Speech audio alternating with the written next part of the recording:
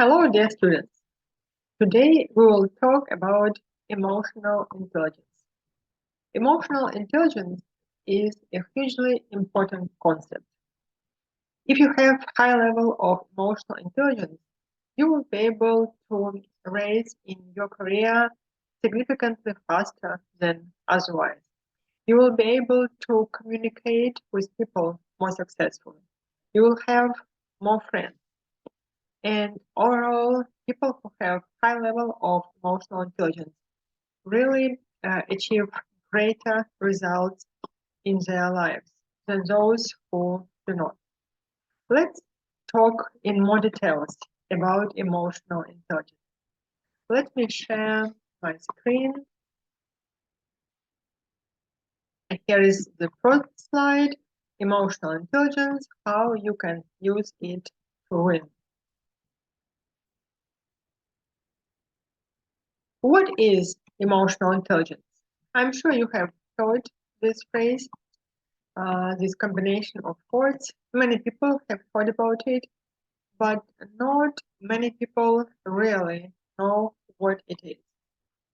Emotional intelligence is defined as a set of competencies demonstrating the abilities one has to recognize physical behaviors, moods, and impulses, and manage them best according to the situation, as well as the ability to recognize other people's behaviors, moods, and impulses and deal with these people, taking into consideration this knowledge. Emotional intelligence is defined as a set of competencies demonstrating the ability that a person not only can understand his or her emotions, but also truly manage his or her emotions according to the situation. And when a person can is capable of doing this, the person really becomes the master of the situation. The person becomes a great manager of the situation and of uh, everything involved in a situation. What are the elements which comprise emotional intelligence? Emotional intelligence consists of 5 elements. Self-awareness, recognizing one's emotions and their effect. Knowing one's internal states, preferences, resources, and intuitions. Self-regulation, keeping emotions and impulses in check. Managing one's internal states, impulses, and resources. Motivation, emotional tendencies that facilitate reaching goals. Empathy, awareness of others' feelings, needs, and concerns. And adeptness in relationship, social skills. Adeptness in inducing desirable responses in others. The basic framework of emotional intelligence is the following. Emotional intelligence consists of 2 big factors: personal competence and social competence. Personal competence is self-awareness, knowing one's internal state, and self-management, managing one's internal state. And then social competence, empathy, understanding other people's feelings, needs, and concerns, and social skill, management of other people's feelings, needs, and concerns, ability to deal with other people, knowing their feelings, needs, and concerns. So these 2 big factors are in the framework of what emotional intelligence is. Why is it so important? Let's say a few words about the anatomy of emotional intelligence importance.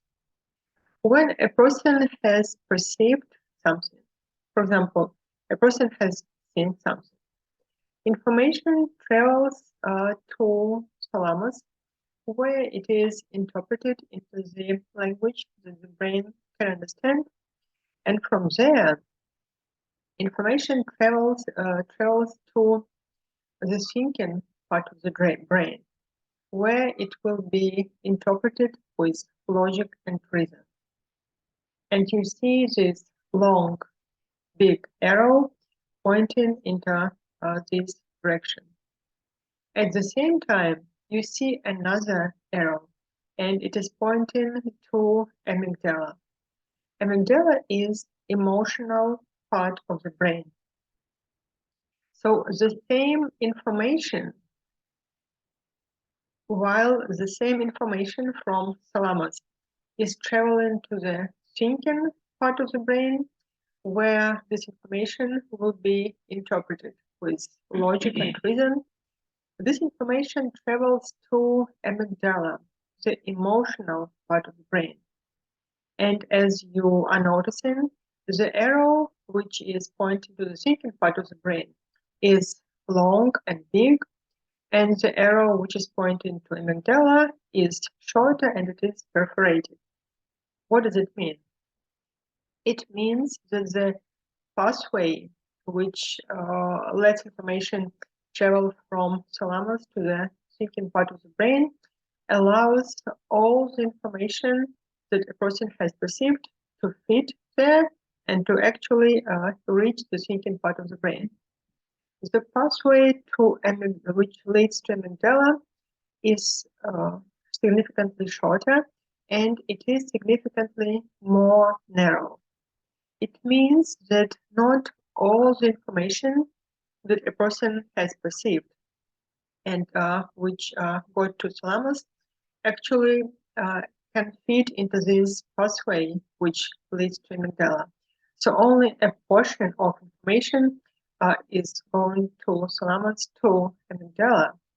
And now a very important part of this discussion, amygdala is emotional part of the brain, and amygdala is responsible for storage of all emotional information that the person has experienced in physical life since the time he or she was able to remember. And what amygdala does is remember and perceive the situation. And what amygdala does is amygdala compares all their upcoming information with the emotional information that it has stored. And if amygdala thinks that the upcoming new information has any resemblance with negative information that it has stored, amygdala gets activated. When amygdala gets activated, it gets all the resources to itself. So while the full information is still traveling to the thinking part of the brain, where it will be interpreted with logic and reason, part of information has reached amygdala and amygdala got activated. So now the entire brain is in the fight or flight mode. So a person stops being able to think as well as he or she usually can think when he or she is calm and thinking calmly. When the mind is calm, the prefrontal lobes area, which is the side of the working memory, functions at its best. But when there is an emergency, like amygdala was activated, the brain shifts into self-protective mode, stealing resources from the working memory and shunting them to other brain sides, a mental ties tailored to survival. During emergency, when amygdala is activated, brain falls back on simple routines and responses and puts aside complex thoughts, creative insight, and long-term planning. When amygdala hits the brain's panic button, meaning when the amygdala got activated, it induces a cascade that begins with release of stress hormone cortisol. The impact of cortisol on brain function is to enforce the primitive strategy for survival, dulling the mind and doing what's most well rehearsed, even if that habit is yelling or freezing in panic. Cortisol steals resources from the working memory, from the intellect. When cortisol levels are high, people make more errors, are more distracted, and so on. Once cortisol is secreted, it stays in the body for many hours, and each successive upsetting incident adds more stress hormones to the level already there.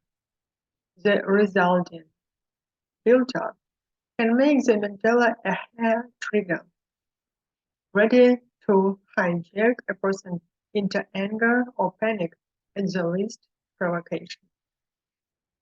So this means that when a person's amygdala is activated, the person stops being as smart as he or she usually is when he or she is thinking in the calm situation.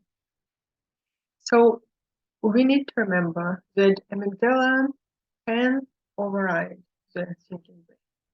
This means that nothing gets resolved when emotions are high and when there is a conflict going on. This is where emotional intelligence is so important.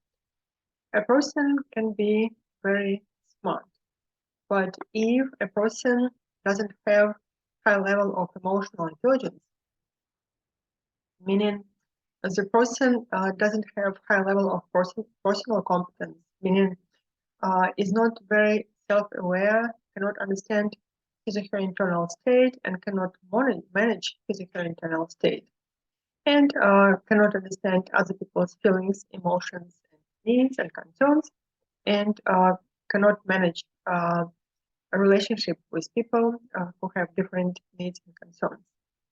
So all of this means that if a person, even if a person is very smart, but absence of the high level of emotional intelligence does not let the person rise as high in his or her career, then otherwise he or she is capable of reaching. This is where the role of emotional intelligence is. And if you really understand this idea, you will put effort into developing your emotional intelligence. And emotional intelligence can be developed, and doesn't matter what level of emotional intelligence you have now, with practice, you really can raise it to significantly higher levels. And then all your efforts will pay back. You will be able to understand yourself better, and you will be able to understand people better.